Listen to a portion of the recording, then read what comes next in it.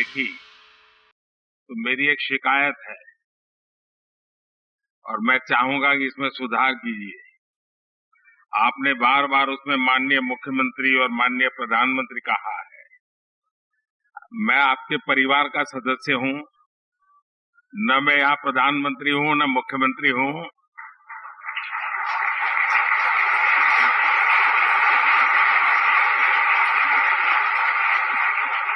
और शायद मुझे जो सौभाग्य मिला है वो बहुत कम लोगों को मिला है। मैं 4 पीढ़ी इस परिवार के साथ जुड़ा हूं, 4 पीढ़ी, और चारों पीढ़ी मेरे घर आई है। ऐसा सौभाग्य बहुत कम लोगों को मिलता है और इसलिए मैं कहता हूं कि फिल्म में जो बार बार मुख्यमंत्री और प्रधानमंत्री है, मैं तो आपके परिवार का सदस्य हूं और हर बार एक परिवार के सदस्य के रूप में आने का जब भी अवसर मिला है, मेरी खुशियां अनेक गुना बढ़ गई है।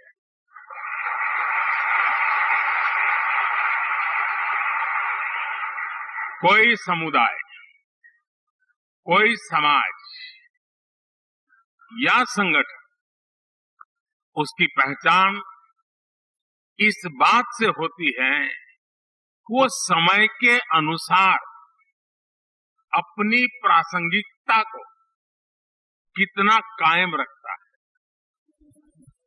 समय के साथ परिवर्तन और विकास की इस कसौटी पर दाऊदी बोहरा समुदाय ने हमेशा खुद को खरा साबित किया है। आज अल जमाया तुस सैफिया जैसे शिक्षा के महत्वपूर्ण केंद्र का विस्तार इसका एक जीता जागता उदाहरण है। मैं संस्था से जुड़े हर व्यक्ति को मुंबई शाखा शुरू होने की और 150 साल पुराना सपना पूरा हुआ है, आपने पूरा किया। मैं आपको बहुत बहुत बधाई देता हूं, बहुत दिल से बधाई देता हूं। साथियों, दाऊदी बोहरा समुदाय और मेरा रिश्ता कितना पुराना है, ये शायद ही कोई ऐसा होगा जिसको पता न हो। मैं दुनिया में कहीं पर भी गया, वो प्यार यानी एक प्रकार से बरसता रहता है। और मुझे तो, मैं हमेशा एक बात जरूर बताता हूं, मैं सैयदना साहब 99 एज मैं ऐसे ही चला गया वहां सरसपुर। 99 एज में वो बच्चों को पढ़ा रहे थे जी। मेरे मन को वो घटना आज भी इतना प्रेरित करती है। क्या कमिटमेंट, नई पीढ़ी को प्रशिक्षित करने का सैयदना साहब का क्या कमिटमेंट है। 99 एज में भी बैठ करके बच्चों को पढ़ाना, और मैं समझता हूं 800,000 बच्चे एक साथ पढ़ रहे थे। मेरे दिल को वो दृश्य हमेशा हमेशा प्रेरणा देता है। गुजरात में रहते हुए हमने एक दूसरे को बहुत करीब से देखा है। कई रचनात्मक प्रयासों को साथ मिलकर के भी आगे बढ़ाया है। और मुझे याद है सैयदना साहब की शताब्दी का वर्ष हम मना रहे थे और सूरत में हमारा बहुत बड़ा जलसा था, मैं भी था उसमें। तो सैयदना साहब ने मुझसे कहा, तुम मुझे बताओ मैं क्या काम करूं। मैंने कहा, मैं कौन होता हूं आपको काम बताने वाला।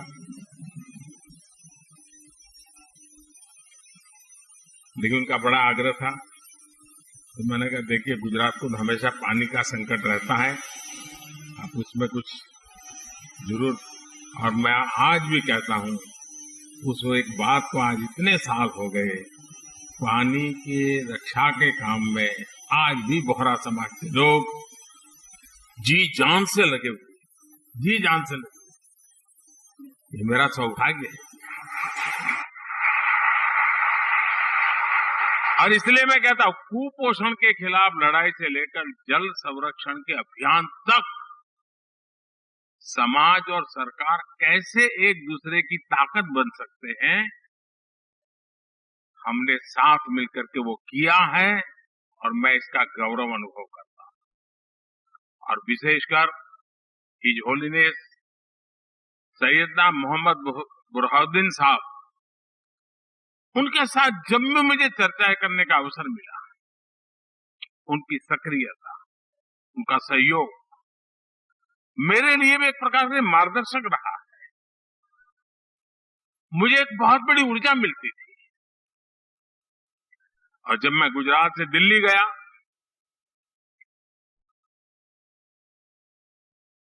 आपने गादी संभाली, वो प्यार आज भी बना हुआ है, वो सिलसिला चलता है।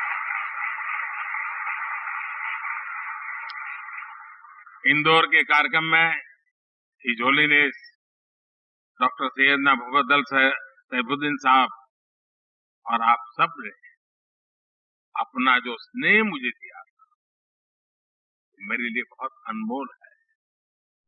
साथियों, मैं देश ही नहीं, जैसा मैंने कहा, विदेश में भी कहीं जाता हूं तो मेरे बोहरा भाई बहन रात में अगर 2 बजे भी लैंड किया है तो 2-5 परिवार तो आए ही है एयरपोर्ट में। मैं उनको कभी कहता हूं, इतनी ठंड में आप क्यों कष्ट उठाते? नहीं, बोले आप आए हैं तो बस हम आ गए। वो दुनिया के किसी भी कोने में क्यों ना हो, किसी भी देश में क्यों ना हो, उनके दिलों में भारत की चिंता और भारत के लिए प्रेम हमेशा दिखाई देता।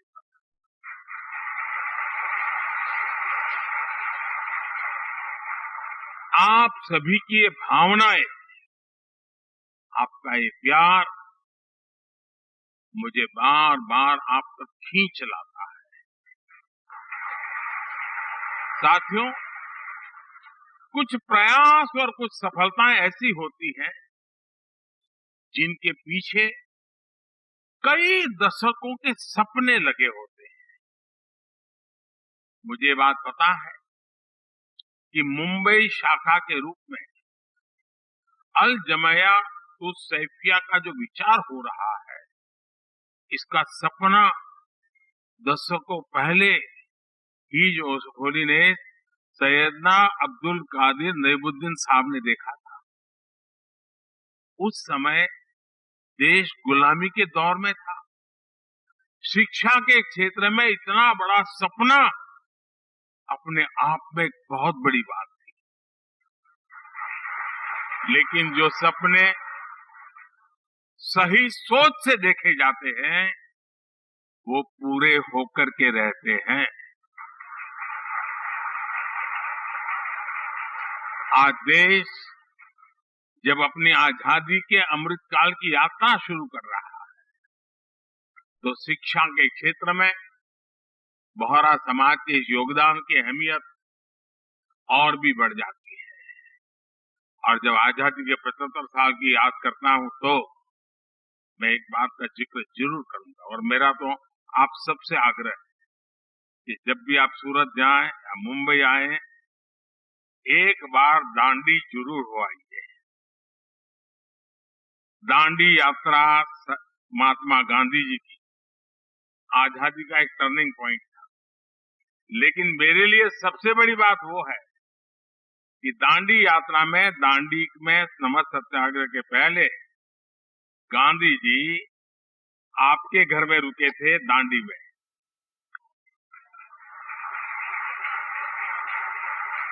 और जब मैं मुख्यमंत्री बना तो मैंने आपसे प्रार्थना की, सैयदना साहब से मैंने कहा, सैयदना साहब, मेरे दिल में बहुत बड़ी इच्छा है, एक पल के गंवाए बिना वो बहुत बड़ा बंगलो समुद्र के सामने है बिल्कुल, वो पूरा बंगलो मुझे दे दिया और आज वहां बढ़िया स्मारक बना हुआ है। दांडी यात्रा की स्मृति में सैयदना साहब के वो यादें दांडी यात्रा के साथ अमर हो चुकी है।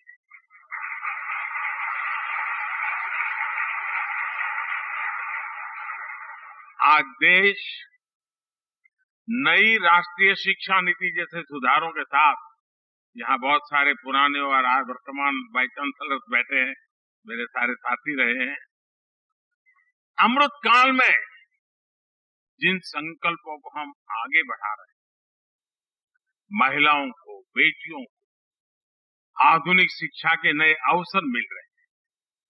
इसी मिशन के साथ अल जमायातुल सैफिया भी आगे बढ़ रहा है। आपका करिकुलम भी आधुनिक शिक्षा के हिसाब से अपग्रेडेड रहता है और आपकी सोच भी पूरी तरह से अपडेटेड रहती है। विशेषकर महिलाओं की शिक्षा को लेकर इस संस्था के योगदान सामाजिक बदलाव को एक नई ऊर्जा दे रहा है। साथियों, शिक्षा के क्षेत्र में भारत कभी नालंदा और तक्षशिला जैसे विश्वविद्यालयों का केंद्र हुआ करता था।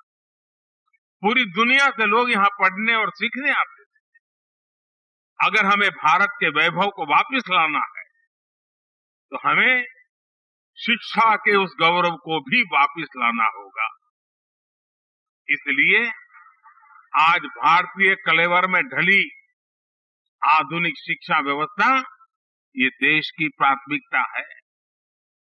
इसके लिए हम हर स्तर पर काम कर रहे हैं। आपने देखा होगा, पिछले 8 वर्षों में रिकॉर्ड संख्या में यूनिवर्सिटीज भी खुली है। मेडिकल एजुकेशन जैसे फील्ड में जहां युवाओं का रुझान भी है और देश की जरूरत भी है, उसे देखते हम हर जिले में मेडिकल कॉलेज खोल रहे हैं। आप देखिए, 2004 से 2014 के बीच देश में 145 मेडिकल कॉलेज खुले थे, जबकि 2014 से 2022 के बीच 260 से ज्यादा मेडिकल कॉलेज खोले गए। बीते 8 वर्षों में देश में, और एक खुशी की बात है, देश में हर सप्ताह एवरी वीक एक यूनिवर्सिटी और 2 कॉलेज खुले। Every week. ये स्पीड और स्केल इस बात के गवाह है कि भारत उस युवा पीढ़ी का पुल बनने जा रहा है जो विश्व के भविष्य को दिशा देगी। साथियों, महात्मा गांधी कहते थे कि शिक्षा हमारे आसपास की परिस्थितियों के अनुकूल होनी चाहिए, तभी उसकी सार्थकता बनी रह सकती है। इसलिए देश ने शिक्षा व्यवस्था में एक और अहम बदलाव किया है। ये बदलाव है एजुकेशन सिस्टम में स्थानीय भाषा को महत्व देना। अब हम देख रहे थे सारा गुजराती में जिस प्रकार से कविता के माध्यम से जीवन के मूल्यों की चर्चा हमारे साथियों ने की। मातृभाषा की ताकत, मैं गुजराती भाषी होने के कारण बहुत शब्दों के ऊपर उस भावना को पकड़ पा रहा था, मैं अनुभव कर रहा था। साथियों, गुलामी के समय अंग्रेजों ने इंग्लिश को ही शिक्षा का एक पैमाना बना दिया था। दुर्भाग्य से आजादी के बाद भी हम उस हीन भावना को ढोते रहे। इसका सबसे बड़ा नुकसान हमारे गरीब के बच्चों को, दलितों, पिछड़ों और कमजोर वर्ग को हुआ। प्रतिभा होने के बाद भी उन्हें केवल भाषा के आधार पर प्रतियोगिता से बाहर कर दिया जाता था।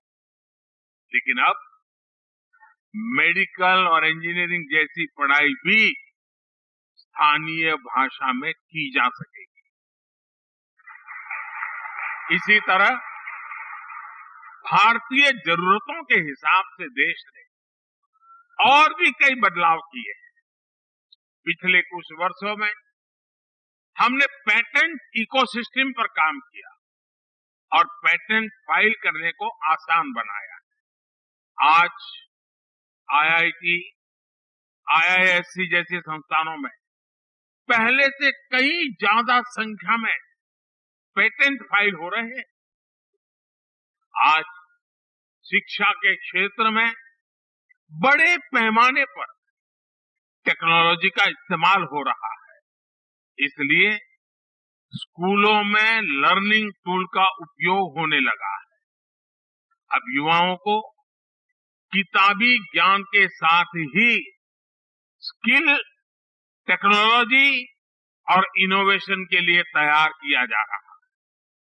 इससे हमारे युवा रियल वर्ल्ड के प्रॉब्लम्स के लिए तैयार हो रहे हैं, उनके सॉल्यूशंस खोज रहे हैं। साथियों, किसी भी देश में उसका एजुकेशन सिस्टम और उसका इंडस्ट्रियल इकोसिस्टम दोनों ही मजबूत होना जरूरी होता है। इंस्टीट्यूट और इंडस्ट्री ये दोनों एक दूसरे के पूरक होते हैं। ये दोनों युवाओं के भविष्य की नींव रखते हैं। दाऊदी बोहरा समाज के लोग तो खासकर बिजनेस में काफी सक्रिय भी और सफल भी है। बीते 8-9 वर्षों में आपने ईज ऑफ डूइंग बिजनेस की दिशा में ऐतिहासिक सुधारों को देखा, उसके प्रभाव को महसूस किया है। इस दौरान देश ने 40,000 कंप्लायंसेस को खत्म किया, सैकड़ों प्रावधानों को डीक्रिमिनलाइज किया। पहले इन कानूनों का डर दिखाकर एंटरप्रेन्योर्स को परेशान किया जाता था, इससे उनका बिजनेस प्रभावित होता था। लेकिन आज सरकार जॉब क्रिएटर्स के साथ खड़ी और उनको पूरा समर्थन देने वाली सरकार है। पिछले कुछ वर्षों में विश्वास का अभूतपूर्व वातावरण तैयार हुआ है। हम 42 सेंट्रल एक्ट में सुधार के लिए जन विश्वास बिल लेकर आए। कारोबारियों में भरोसा जगाने के लिए हम विवाद से विश्वास योजना लेकर के आए। इस बार के बजट में भी टैक्स दरों में सुधार जैसे कई कदम उठाए गए। इससे कर्मचारियों और उद्यमियों के हाथों में ज्यादा पैसा आएगा। इन बदलावों से जो युवा जॉब क्रिएटर बनने का सपना देख रहे हैं, उनके लिए आगे बढ़ने के कई अवसर पैदा होंगे। साथियों, एक देश के रूप में भारत के लिए विकास भी महत्वपूर्ण है और साथ साथ विरासत भी महत्वपूर्ण है। यही भारत में हर पंथ, समुदाय और विचारधारा की भी विशेषता रही है। इसलिए आज देश परंपरा और आधुनिकता के संगम की तरफ विकास के रास्ते पर आगे बढ़ रहा है। एक और देश में आधुनिक फिजिकल इंफ्रास्ट्रक्चर बन रहा है, तो साथ ही देश सोशल इंफ्रास्ट्रक्चर भी निवेश कर रहा है। आज हम पर्व त्योहारों की प्राचीन सांझी परंपरा को भी जी रहे हैं और त्योहारों की खरीदारी के दौरान आधुनिक टेक्नोलॉजी से पेमेंट भी कर रहे हैं। आपने देखा होगा, इस बार के बजट में नई तकनीकों की मदद से प्राचीन अभिलेखों को डिजिटाइज करने का ऐलान भी किया गया है।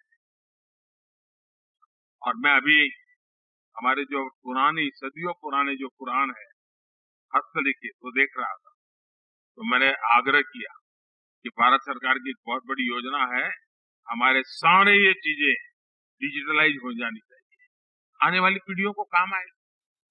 मैं चाहूंगा इस तरह के प्रयासों को आगे बढ़ाने के लिए सभी समाज, सभी संप्रदाय आगे आए। किसी भी पद्धति से जुड़े अगर कोई प्राचीन टेक्स्ट है तो उन्हें डिजिटाइज किया जाना चाहिए। बीच में मैं मंगोलिया गया तो मंगोलिया में हस्तप्रत भगवान बुद्ध के जमाने की कुछ चीजें अब वहां पड़ी थी, तो मैंने कहा कि आप मुझे दे दीजिए, मैं इसको डिजिटलाइज करता हूं, और उस काम को हमने कर दिया। हर परंपरा, हर आस्था एक सामर्थ्य है। युवाओं को भी इस अभियान से जोड़ा जाना चाहिए। दाऊदी बोहरा समाज इसमें बहुत बड़ी भूमिका निभा सकता है। इसी तरह पर्यावरण संरक्षण हो, मिलेट्स का प्रसार हो, आज भारत इन विषयों पर पूरे विश्व में बड़े अभियान को लीड कर रहा है। आप इन अभियानों में भी जन भागीदारी को बढ़ाने के लिए इन्हें लोगों के बीच लेकर जाने का संकल्प ले सकते हैं। इस वर्ष भारत G20 जैसे महत्वपूर्ण वैश्विक मंच की अध्यक्षता भी कर रहा है। बोहरा समाज के जो लोग विदेशों में फैले हैं, वो इस अवसर पर विश्व के सामने सामर्थ्यवान होते भारत के ब्रांड एम्बेसडर का काम कर सकते हैं। मुझे विश्वास है कि आप हमेशा की तरह इन जिम्मेदारियों का उतनी ही खुशी से निर्वहन करेंगे। विकसित भारत के लक्ष्य तक पहुंचने में दाऊदी बोहरा समुदाय अपनी महत्वपूर्ण भूमिका निभाता रहा है, निभाता रहेगा, ये मेरा पूरा विश्वास है। और इसी कामना और इसी विश्वास के साथ आप सभी को मैं फिर से एक बार बहुत बहुत शुभकामनाएं देता हूं। और इस पवित्र अवसर पर आपने मुझे यहां आने का अवसर दिया।